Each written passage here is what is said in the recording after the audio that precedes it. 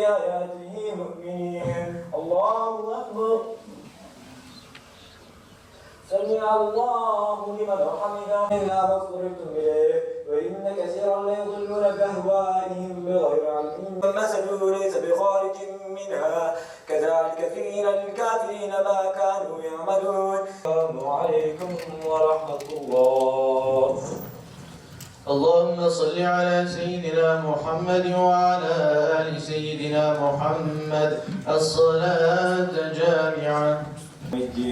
إياك نعبد وإياك نستعين اهدنا الصراط المستقيم صراط الذين أنعمت عليهم غير المغضوب جميعا يا معشر الجن قد استكثرتم من الإنس وقال أولياء صراط الذين أنعمت عليهم غير المغضوب عليهم ولا الضالين. الله أكبر. الله أكبر. السلام عليكم ورحمة الله. السلام عليكم ورحمة الله. Bu Ramazan'da inşallah Güney Camisi'nde hatme teravih kıldırıyoruz. Talebelerimizle birlikte, hafız öğrencilerimizle birlikte. Elhamdülillah bu sene bu camide hatme teravih kıldırıyoruz ve Batman'ın değişik camilerinde oluşmak üzere 3 camide hatme teravih kıldırıyoruz.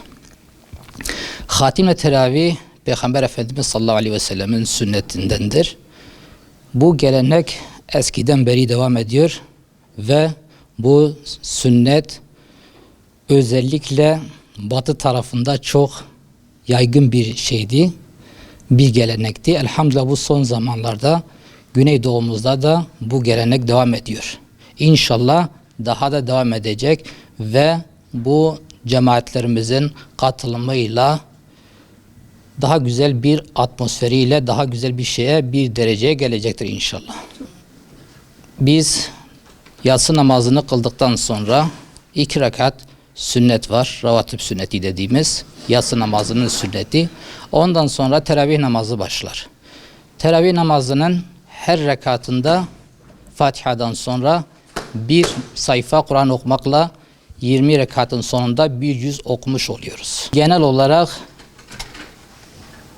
Kur'an'a gerçekten samimi olanlar ve sabırlı olanlar geliyorlar. Sabır gerçekten burada manevi atmosferi, bu hatme teravihin manevi atmosferi çok yüksek bir şeydir ve çok sabır isteyen bir görevdir de.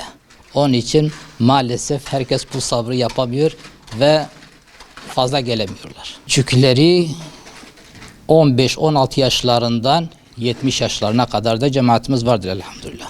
Hocam bir kere gelenler zaten devam ediyorlar elhamdülillah. Ve 5 senedir ben Batman'da hatimle teravih kıldırıyorum.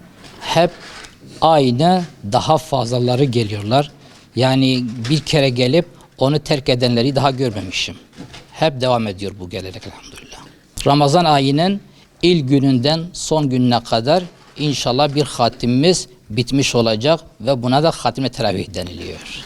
Yani gerçekten bunun Batman geneline yayılmasını çok istiyoruz ve cemaatin de sabırla dinlemesini çok istiyoruz. Buna teşviklerinin daha fazla artırılmasını temenni ediyoruz. Başta bu görevi bize veren Diyanet İşleri Başkanlığımız ve bizi eğiten hocalarımız, seydalarımız özellikle 1952'den beri kendini bu ilme adayan, Kur'an yoluna adayan üstadımız Üstad Molla Burhan Hazretlerine çok teşekkür ediyoruz. Onun bu azmi sayesinde gerçekten binlerce talebe yetişti. Hem hafız hem ilim talebesi olarak binlerce alim yetişti. Ondan sonra bu öğrencilerin ailelerine gerçekten çok teşekkür ediyoruz. Sabırla onların gurbette okumalarını bekleyen ailelerine ne kadar teşekkür etsek azdır.